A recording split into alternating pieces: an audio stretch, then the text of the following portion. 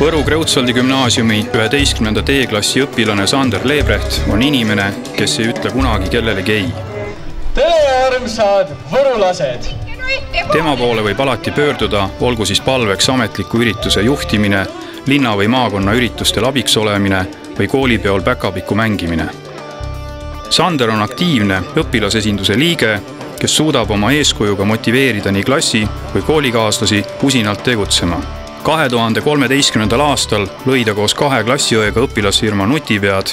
Selle toode on lausepaber ja lausepaber ongi selline toode, mis on õpikutele mõeldud pakkepaber, kuid sellel on peal tähtsate ning kaugele jõudnud inimeste mõtteterad hariduse kohta, mis siis peaksid motiveerima õpilasi õppima.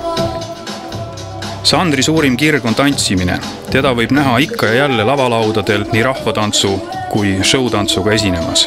2013. aasta suvel Võru kande tantsurühmade tantsulavastuses kehastas ta vägevat vähki, kelle bravuurikas tango pani publiku rõkkama.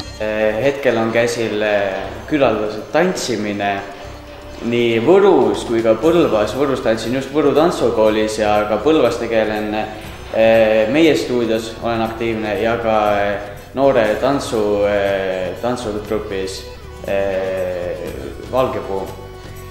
Oma rõõsa meele ja positiivse olekuga suudab ta saalitäie rahvast tegutsema ja kaasa elama panna. Iialgi ei näe Sandri silmis tusast pilku ega kuule tema suust teredat torisemist. Ta paneb rõõmuga õla alla ja käed külge kõikidele ettevõtmistele. Aasta 2013 noor on Sander Lebrecht.